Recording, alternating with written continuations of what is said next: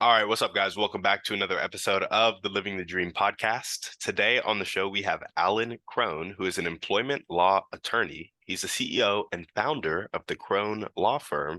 He's the author of The Law at Work, a legal playbook for executives and professionals. And he is also the host of the Ask Alan podcast and does some speaking as well. Alan, how you doing today?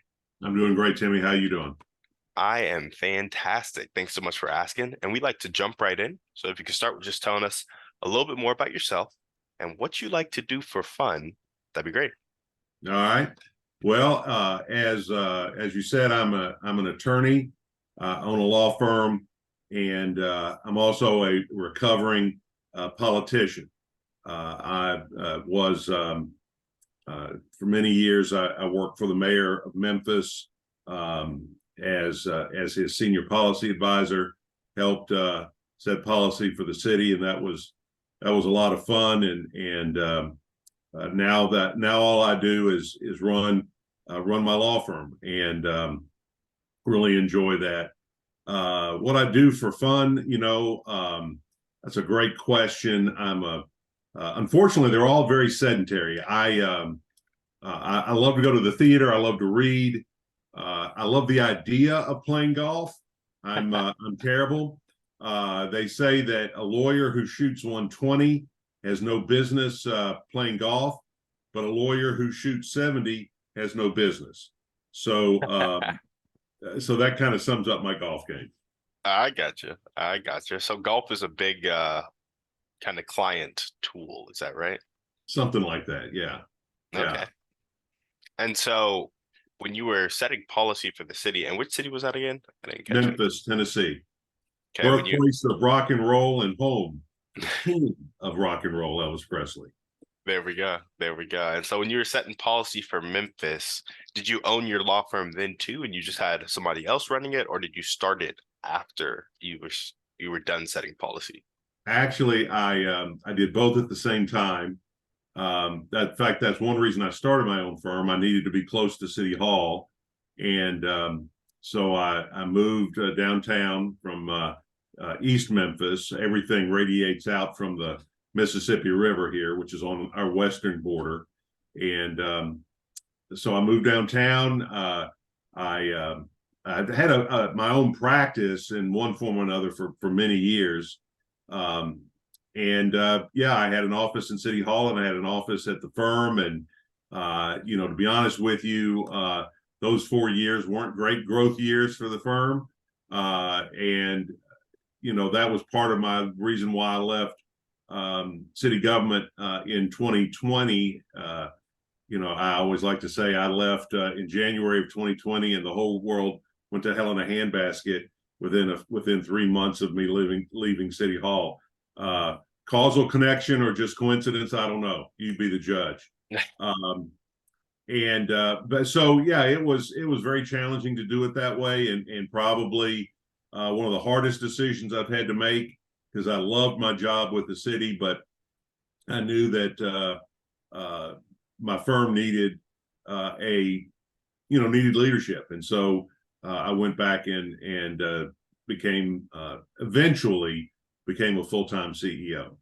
Yeah, I got you. And so when you're thinking through policy, what are some of the things that go through your head? Because I feel like it's such a complex topic that touches so many lives. Well, And it really is the best job in government, being being a mayor of a city or working for a mayor of a city, because you put your finger on it. You really can affect people's lives. Everything from whether their trash gets picked up, and there are less potholes today than there were yesterday, those kind of mundane things, to providing economic opportunity for people. Hopefully you're elevating folks out of poverty, at least providing the opportunity to do that, and keeping people safe. So what my job was to be the mayor's eyes and ears, and attend meetings for him, and really dig into the details of proposals and things that were going on. One of the things I'm still involved in is our riverfront. I chaired task force that looked at our riverfront and put together a concept of where we wanted the riverfront to go, and out of that has come some really great development ideas. And it's one of those things that I would come to work every day and would never know what was going to be on the agenda. I knew what I had planned, but there were always things that came along.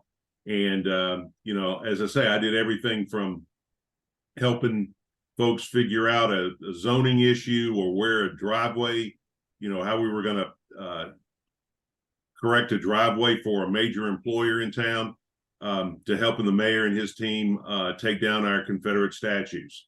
And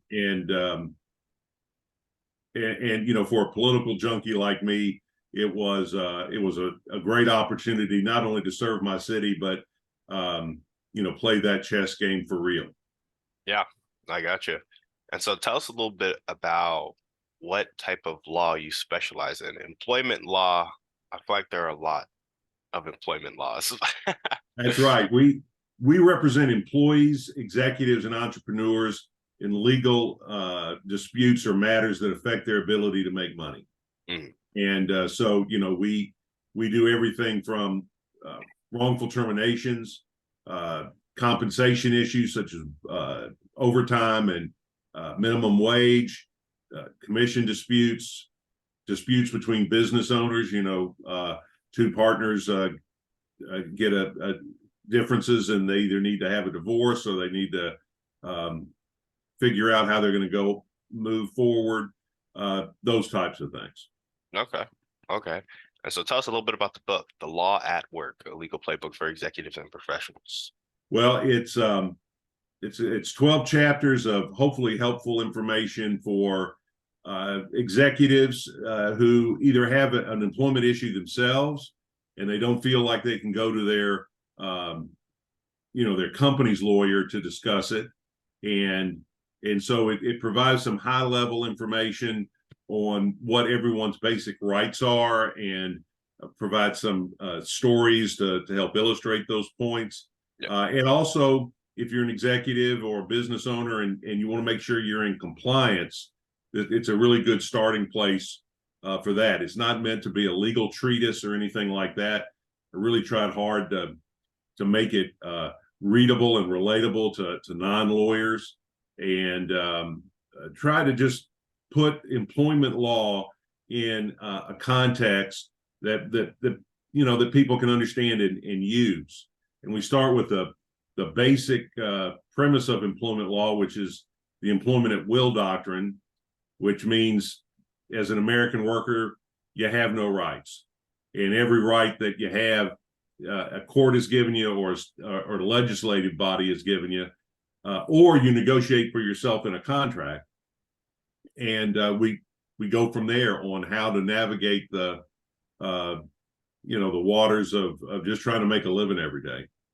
Yeah, man, that's a strange concept. As an employee in America, you have no rights, and it's either been given to you by a court or negotiated in a contract. I feel like if one, I've never heard that, and two, I feel like if a lot of people heard that, it would rub them the wrong way the first time they heard it. Yeah, I mean I sit down with folks very often, and the same people that may be opposed, that may be in favor of tort reform or limiting tort rights and the rights to a jury trial, when they find out they don't have any rights in their employment, they get very, very frustrated. And I always say that concept started in medieval England. We used to be a part of England in the United States, and we inherited a lot of their common law. And I always say, think lords and serfs. That's where employment at will comes from, and it's a legal concept that coexisted for hundreds of years in this country with the concept of slavery, which was also legal in America. And so that's where the American worker starts. And the idea is, if you hire me, then you're free to hire me. you're free to fire me at any moment for any reason, and I'm free to quit at any moment for any reason. Yeah. But that doesn't reflect the economic reality of that relationship. I may have the freedom to quit, but do I really have the ability to quit? And in that situation, our negotiating power may not be equal. Although in 2023, I would argue that is changing because of the gig economy and the fact that people can make money now in a lot of alternative ways that they couldn't do 20 years ago. 20 years ago, I couldn't get on Twitch and play a video game and have people pay me to watch me play video games. I know people that make $70,000-$80,000 a year doing that. Yeah. And so if I've got that as an alternative, or I can drive an Uber, or I can do a lot of other things to make money, maybe I have a little bit more economic power when I negotiate with a traditional employer. And I think the needle on that has moved in favor of the employee, but only slightly. Yeah. Because of so the economic reality. So what happens is people come to me and they've been fired, or they've been demoted, or they've had what the law calls an adverse employment action, which isn't just getting fired, but it could be being scheduled for the third shift when you really want to work on the first shift as a punishment, maybe. Many times there's just, unfortunately, I have to say that's unfair. It's unfortunate. It's bad business. There's no law against being a jerk. Yeah. And you've got to fit it in one of the protected categories of protected activity. And that I think that causes its own issues down the road. But it puts this strange gap between employees and employers that we have to deal with. Yeah. Well, tell us a little bit about your motivation. What really gets you up and keeps you going every day? Well, my professional mission is to transform the American workplace. It's an ideal, and I'm probably never going to get there because we live in a fallen world. But I would love to see every business be efficient and make money for its owners and its employees and stakeholders. I would love to see the stress and anxiety of an unfair or arbitrary workplace disappear for folks, so that they can come to work and do their job and become self-actualized. And there's so many artificial barriers that we put between us and that ideal every day. And so I want to transform the American workplace by putting people first, one case at a time. And that's what we do. We represent people. Sometimes those people own businesses, and so we help them with their businesses. But that's what gets me up, is I see my job as mentoring lawyers and making the lawyers in my firm better. And by doing that and helping other employment lawyers be better, I can have an exponential effect on that mission. I can't transform the American workplace myself. And so I look for opportunities every day, like this great podcast, to get out and tell that story, get people thinking about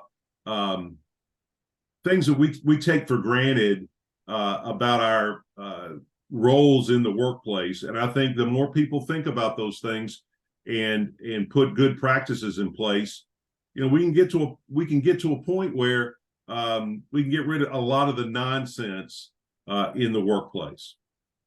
So what are some of those imaginary barriers that you think exist? And do they just exist because of the human issue, or are there other factors at play? Well, I think everything is a human issue, right? We're all people. It is in one of my favorite lines in Trading Places is Eddie Murphy says, that guy, that trader is just trying to get the G.I. Joe with the Kung Fu grip for his kid for Christmas. And that's what we're all trying to do. We're all trying to put food on the table. We're all trying to make a better life for ourselves and our families and get where we need to be. One of the when I said reduce artificial barriers, I think there's this normative ingrained concept that, you know, if you're my boss, I have to do what you say. And that's a two-way relationship, right? You've got the thought that it's my way or the highway, maybe, or that all of the responsibility for success lies on you because you're the boss, and that I'm just a tool for you to accomplish a goal. And I think we've got to rethink that relationship on a fundamental level. That as a boss, one of the things that you should be looking for is to make me look good and to help me achieve the mission of your organization. And a lot of times you go to work and you really don't know what your mission is. You know, why am I working at this restaurant? Why am I working, you know, in this office? What am I trying to do every day? And, you know, the question you asked me, Timmy, why do I get up in the morning? We don't ask ourselves that. And so if you're my boss and you don't know what our joint mission is, well, then a lot of your decisions are going to be arbitrary. They're going to be made on an agenda that has nothing to do with our business, and that's going to create rifts between you and me. Now, I'm not talking about some, you know, egalitarian utopia where, you know, we all get together and collaborate on, you know, the 10-year plan. There's got to be, the buck's got to stop with somebody, and everybody's got to have their role and their accountability. But that notion of us versus them, or me and me versus them, I think is the primary thing that has to come down. And hopefully if that does, then the biggest barrier, which is miscommunication, can be eliminated. This stuff is hard work, and you know, I think a lot of times in the workplace, we don't consider the human element, and we don't consider the relationships that we have with each other, and we've got to have empathy for one another in order to accomplish those missions. Yeah, for sure. Okay, so right now we got transform the American workplace by seeing every business be efficient and make money for all parties involved, see the stress and anxiety of an unfair workplace disappear for people, and then rethink the boss-employee relationship by understanding the joint mission. That's what I got for dreams and goals right now. Is there anything you want me to add to that, subtract from that? That sounds pretty good. That's a lot. Yeah, no, it's pretty solid. It's pretty solid. And so, I want to ask a little bit more. So we said the human issue, we said communication, talked about that boss-employee relationship. Are there other aspects of the human issue that pop up that you think we can tackle to contribute to a healthy workplace? Like, if you had to add two more, what would they be? Ooh, that's a great question. You know, I think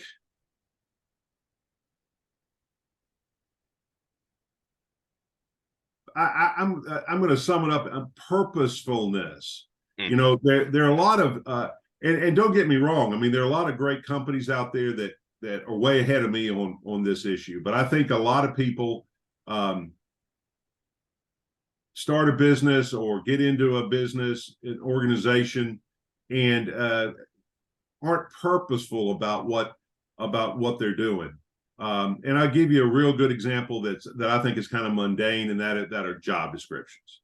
You know, most operations people that I talk to, when you mention job descriptions, a lot of times their eyes roll and they say, oh, you know, that's just busy work. That's just something that the HR people want us to do, or my consultant wants me to do.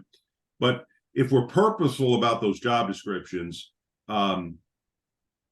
I think it's one of those things that when you correct an issue there, it has such wide-ranging effect for your organization, because you can't have a good job description unless you actually understand what that job is and what it accomplishes and how it fits into your organization. And a lot of people just don't. Yeah. You know, They know that they need a financial clerk in accounts payable, but they really don't drill down and really think about, okay, what's going to make this person successful? What does this role really contribute to the overall effectiveness of the company? And so they just pull a job description off the internet and they stick it in, and it may or may not be accurate. And then they go hire someone who has accounts payable experience. Well, that person may have been very, very effective in that prior role because it was a different role. Yeah. And now you're putting them into a role that's defined by a job description that really, really may not reflect my expectation of what I want from you. So I'm doing things to check them off my list. I'm hiring somebody that's got a great recommendation as an accounts payable clerk, but for whatever reason, what they were doing in that previous job is not applicable fully to what I'm expecting. I'm giving you a job description that I really haven't bought into and I really haven't thought about very much, and I'm putting you in a situation, and I'm not really giving you any training because, well, you've been an accounts payable clerk for 10 years at the Acme Portable Hole Company, so you should know everything about it, including the expectations that I have that I haven't told anyone, and you're just going to have to figure all that out. Well, if I'm purposeful about that, I really think through all of those things. And, you know, and you got to start with the mission. Again, take me, for example. I'm a plaintiff employment lawyer. Well, if even at an account payable position, if that person isn't bought into that, if they think that people who bring lawsuits are just on the take and, you know, just trying to scam somebody, and they really don't believe in fairness in the workplace, and they think what we're doing is bogus, they're not going to be aligned. They're not aligned to my mission, and they're not going to be able to pay my bills the way I want them paid. Even if they're the best people to be my account payable person, that is going to be a toxic environment for them through no fault of my own. So you got to be purposeful about what you're doing in the workplace. And if you're just talking about making it a better place for everybody, and, you know, the other thing I think is you got to look at HR compliance, not just as a legal thing you got to do, but it's good business. It's good business to treat everybody fairly. Yeah. It's good business to pay them fairly. It's good business to, you know, to have clear agreements with people. So I think that's another thing is we've got to embrace the law because it's a reality. There may be a law you say, oh, I wish that wasn't the law. Well, it is. So you got to comply with it. But at the same time, look at how you are complying with the law. How can that help you advance your business? Yeah. I love it. Well, cool. Let's go ahead and jump into how we can transform the American workplace. What are the top 1 to 2 skills that you feel you need to develop to make some of these dreams and goals come true? Well, I think the first virtue that every CEO needs, and that I definitely need, is humility. I think you got to approach your job with humility. Anybody who knows me will tell you that humility does not come naturally for me. I'm a lawyer. I'm a politician. Those are occupations where you have to have a strong sense of who you are, and you've got to have a lot of confidence. And sometimes that, if you feed into that, that will feed into arrogance. So I've got to work really hard to be humble. And I think that it's the key to, one of the keys to success in life is the more humble you are. And by humble, I don't mean, having a bad self vision, but realizing that I'm not the center of the universe. And understanding that my job as CEO is not to have people stand up when I walk into a room, but that my job when I come to work is to make everybody else look good. Is if I put their needs ahead of mine. More importantly, if we all put put the needs of the mission ahead of our own needs, then we're going to be very, very successful. And you got to hire people that are smarter than you, that are better than you at the task that you're hiring them for. And once you realize that, it's the old saying, you can accomplish anything as long as you don't care who gets the credit.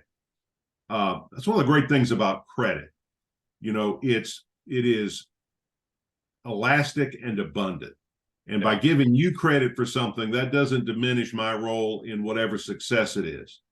And so being humble, I think, is the first thing you have to bring to the table. Second thing you have to bring to the table is discipline. We as humans and as Americans particularly, we can all be very undisciplined. We ping back and forth between one shiny thing to another, or we just say to heck with it and have that extra piece of cake or skip the gym or whatever. But being prepared, doing the hard work, developing good habits, and having the discipline to enforce those habits, I think is key. And the last thing I'll say, I'll put two words together that I think, in German, they have letters, they have words this long because they put all kinds of words together that have a specific meaning. But accountability ownership, I think or accountable ownership, I think is the third virtue that I would say is, if you've read Jocko Willink or some of those guys, you just got to own what you do. And you can't, and this goes back to humility, you can't be pointing the finger at somebody else when things go wrong, particularly as a boss. I've got an army of people here. Why can't we get anything done? Well, it all comes back to me as the boss. If somebody fails, it's because I haven't trained them right. I haven't given them the resources. I put them in a wrong job, maybe where it's not their place of highest competency, and I've got to assume that I did something wrong and not throw people under the bus. And if I own my role and I'm accountable to it, then again, I'm going to be a lot more successful. And if you look at those three things, those are virtues that as a organization, any organization needs to excel at. And if you excel at them, I guarantee you will have less legal issues, not just in employment law, but all across the board. Mm-hmm. Yeah, I love it. So typically we ask what character traits you most need to develop. I wrote all three of those down for character traits because I think those are some pretty solid, you call them virtues, right? Pretty solid virtues to have. Can you think of any daily actions for you specifically right now that are going to tick the needle forward towards transforming the workplace and seeing these dreams and goals come true? What are the most important daily actions for you right now? Well, for me personally, the most important daily action is prayer. Is get up in the morning and pray morning prayer in the morning, evening prayer in the evening, and try to stay focused on my faith all through the day. St.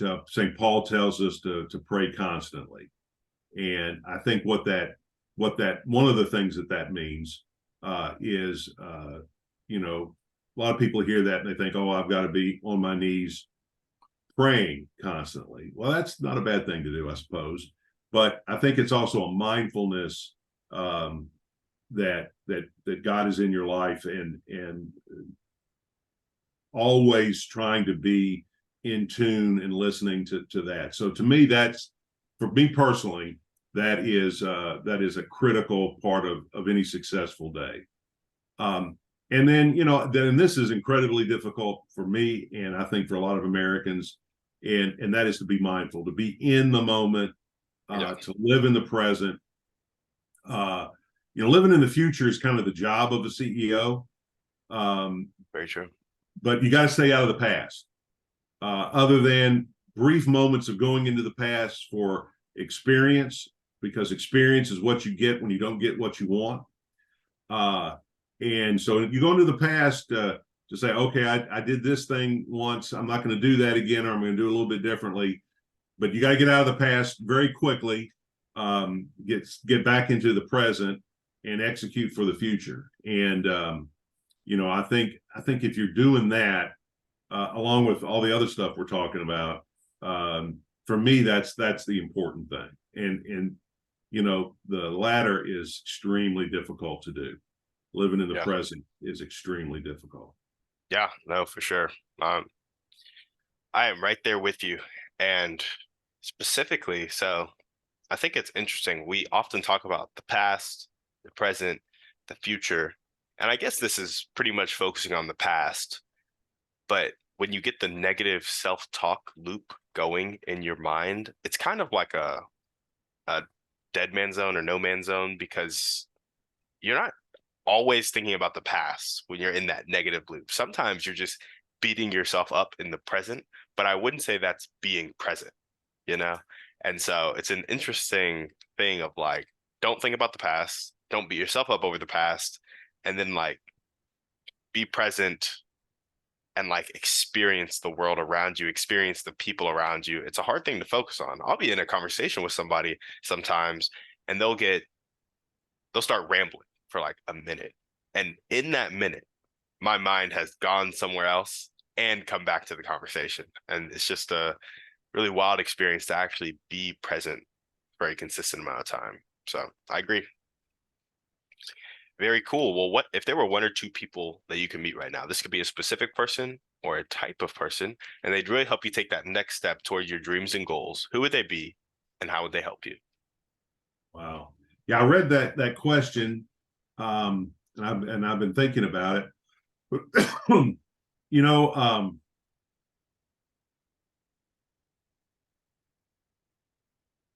I love meeting people, and I get so much from other people that I really don't expect. I don't really have a particular person that I said, man, I would love to meet with them. I guess if I had somebody like that, I would love to spend some time with Dan Kennedy. I've listened to a lot of the stuff that he's done, and I've read a lot of his books, and I've got a lot of follow-up questions. So I think that Dan would be someone that I'd love to spend an afternoon with and just talk about business and talk about how to attract business, and because I think he's got a lot to say. When you really read his stuff, it's really a lot about how people relate to one another. Yeah. And so he's the type of person that I would like to spend some time with, that I enjoy spending time with. I've got a lot of friends like that I've met either on the speaker circuit or just in my professional life, who really get that life is all about relationships. And I think the more relationships, true relationships, not transactional relationships, I think that's what always kind of soured me when I was a younger person on, networking, because the people that I thought were networkers, I didn't know this at the time. This is something upon reflection I thought about, and I realized what was off-putting about it is they seem to me to be very transactional. I'm going to this Chamber of Commerce meeting to get business cards because I may be able to sell them something someday. Mm-hmm. Or they may be able to do something for me someday. And that's networking on a certain level. But the best kind of networking is networking where I'm building relationships that may be mutually beneficial, but that are long term and that aren't transactional. And I think those are the kinds of conversations that I like to have. Yeah, no, absolutely.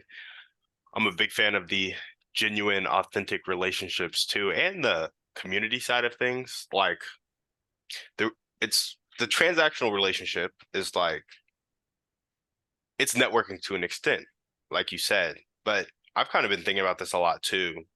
And not just what gets me about networking, but what gets me about relationships in general as an adult. Because I just came out of college. I was in a really tight-knit Christian community about 2 years ago. And I mean, we were just living life together, spending so much time together. Our lives looked basically identical because we went to the same college, we're doing the same type of ministry. And so like 60 hours of our week, we were eating at the same places because, you had the food spots on campus. Like 60 hours of our week was together doing basically the same thing. So it was really tight-knit community. And you get into the real world and it's hard to see somebody weekly, regularly. It's like it's a whole like schedule Olympics that has to happen, which is understandable. You get more responsibility. But I think the biggest thing is that our lives aren't really intertwined anymore once we get out into the adult world and like we start focusing on our own lives, especially when you start raising your own kids, lives really aren't as intertwined anymore. Just because it's like the closest people I have right now are the people in my small group at my church for my daily life. And I have my work colleagues. And work colleagues, you don't really bring personal stuff into work as much. And so you've kind of separated that life. And then with the small group, I'm seeing them once or twice a week for a couple of hours. And so honestly, it took me like a year and a half to even like them. Like I'm like, I've seen you 4 weeks every week for the past year and a half, and now I finally like you. Like 6 months in, I didn't care. Like everybody could have moved away and my life would have been exactly the same.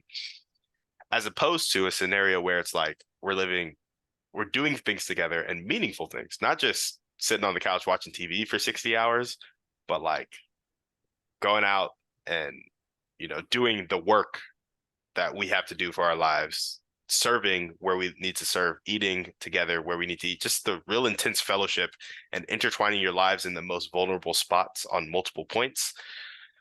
I feel like that creates genuine relationships. So bringing it back to my first point of like the networking side of things, when it's just transactional, there's a certain level of intertwinement there. Like everybody has this financial burden. And when you do a transactional relationship like that in the networking sphere, you're bearing that financial burden together, which has merit, but only to a certain extent. And after repeated times of only doing that, it can feel unnatural because as we start to become closer with people, we want to intertwine more of our lives. And the buck usually stops based on certain spheres. So in business, it stops with finances. You don't really get that personal with that many people unless you're like business partners for a long time. Then you start to see those genuine friendships. And on the personal side, you don't really go into financial things together. Like you talk about God or you talk about the hobby that you have in common, but you don't really talk about investing as much or what does your financial future look like.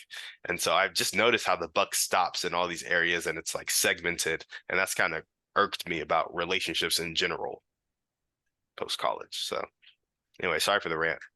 No, that's all right. Relationships are tough. They take a lot of work. Yeah, they do. And I thought I was gonna be that person who's never like, oh, let me check my schedule.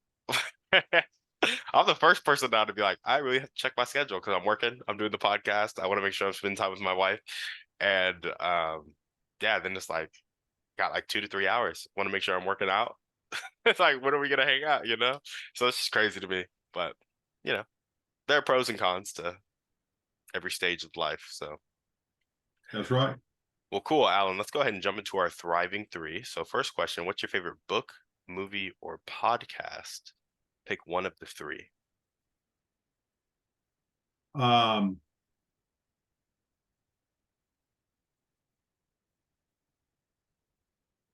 favorite movie is School of Rock. Ooh. I bet you've never gotten that answer. I have never gotten that answer. I love that movie, and I'll tell you why I love that movie. I love I love stories of redemption, Hmm. and that's a story of redemption, um, because the main character figures out how to uh, take his passion and move on in his life. And I just love the joy of that movie. The music is great, and I don't know what it is about it. My kids really kid me about it, but I love School of Rock. Yeah, there we go. And what's one way you'd like to take care of yourself? Um, you just, I mean, like an activity. Yeah, yeah. Um, there's an old saying that most lawyers treat their cars better than they do themselves, and most of their cars need oil. Um, I think one of the ways that I really try to take care of myself is to carve out a little bit of time each day for either for reading or or prayer, just to kind of stop and be still and be quiet for a little bit of time. And it always feels very selfish to do that. And I was kind of brought up and on with a with the work ethic of you've always got to be doing something, and so I can feel lazy if I'm not actively advancing the ball on something. But I think that's something we all need to do, is to take some time and be a little indulgent, um, just to bring down the stress level a little bit. Yeah, I got you. And what is one action step you can take right now or continue to take if you're already doing it to meet and chat with Dan Kennedy? um, I could probably send him a fax and introduce myself, Hmm. because that's the only way he communicates. If you know Dan Kennedy, he doesn't take phone calls, emails. You have to send him a fax. I was about to say a fax. A You know, fax. I don't think I've ever sent a fax in my life. Oh, you're very young. I am. Yeah, I think I had to one time. I just literally didn't like know how to use the fax machine. And I was like, I don't want to take time to figure it out because I don't think I'll ever have to do this again. I've been through the whole gamut of it, Timmy. When I first started, I'm going to be the old guy right now. When I first started practicing law, back in my day, um, I was a young lawyer right out of law school, and I worked for this large firm, doesn't exist anymore, called Armstrong Allen. It was great old Memphis law firm. And when you would get a fax, they would literally, it was so that the idea was so new, they would literally bring it to you on a silver tray. There was a tray that they had that they would put it on the tray and they would bring it to you. It was a big deal. You have a fax, Mr. Crone. And they called it a telex. It wasn't a fax, it was a telex. So I went from that to getting 20 faxes a day,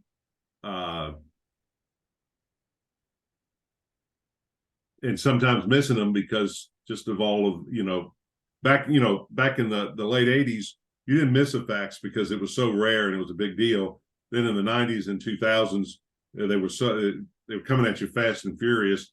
To now, I don't get I don't get any faxes. We have a fax machine at the office, but most of that stuff comes in now scanned email or text. Yep. So I've gone through the whole life cycle of the fax machine I have seen. Yeah. Yeah. I got you. Yeah. Now it's just email that gets blown up that you miss, right? Right. For sure. Well, send them a fax then. There we go. Maybe I'll do that. Solid. And now we got our final section of the podcast. First question: what is a limiting belief that continues to pop up in your life, if any? Limiting belief. I think that it's hard to pick. I probably have, a lot of thought distortions that limit me because of assumptions I've made about the world that aren't true. I think one is just that sometimes I let challenges appear bigger than they are. Mhm. We set a business goal, and and I think, man, there's just no way. There's just no way we can do that. And then you sit out and you do it, and you realize that mountain was really just a speed bump, but I blew it out of proportion. So I think that's a thing that limits me. I gotcha. And where do you think that comes from? I don't know. I think it's a lot of factors.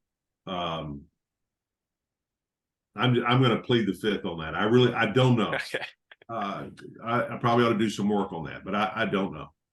I gotcha. Do you have any limiting actions or inactions that reinforce there's just no way limiting belief? I think hesitation. Mm-hmm. I think that thought distortion leads to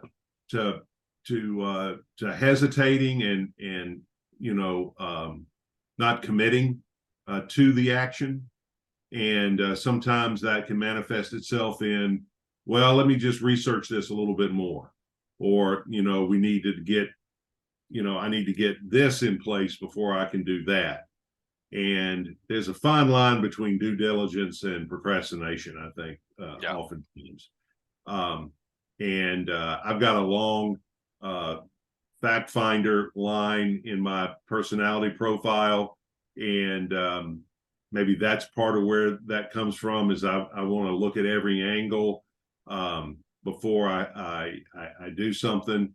And so I think it manifests itself in hesitation, and sometimes hesitation is a good thing, but more often than not, it limits me. Yeah. Well, if you were to change that limiting belief into an abundant phrase that really speaks to your heart in the way that you need to hear it, what would that phrase be?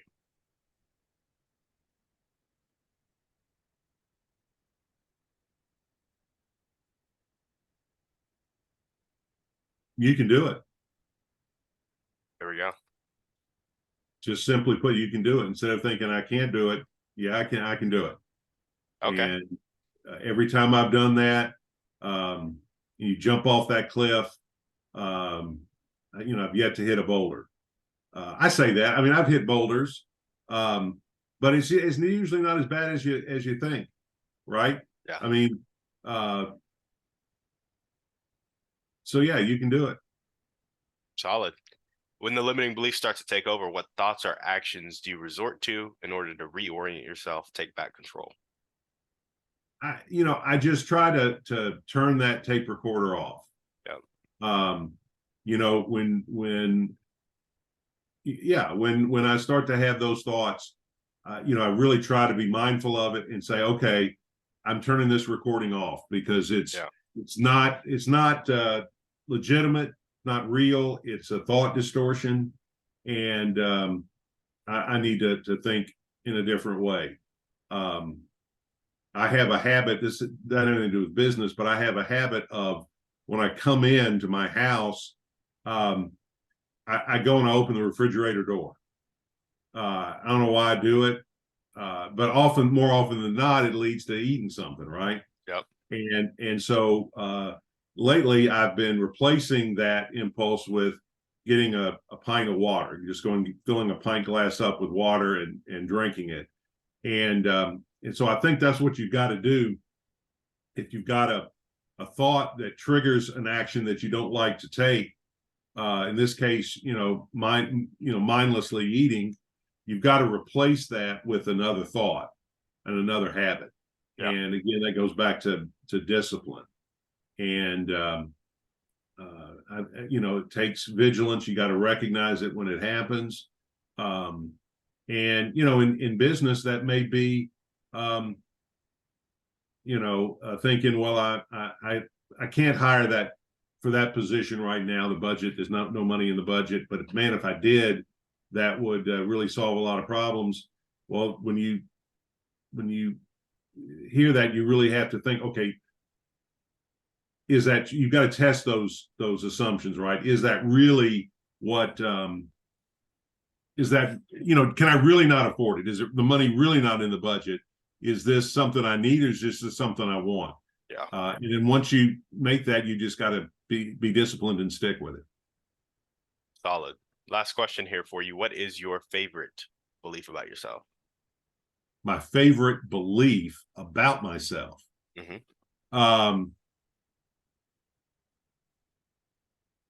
That I'm young, thin, and attractive. I believe that about myself. It is not true. It is not true, but that is my favorite belief about myself, that I am all of those things and master of the universe. I love it. Well, awesome, Alan. That is all we got for you for today's show. Thanks so much for coming on the show. My pleasure. Thank you for the megaphone. Of course. And is there anything else you want to chat about before we sign off? I think that's enough. I've really enjoyed it too, Timmy. It's been a great conversation.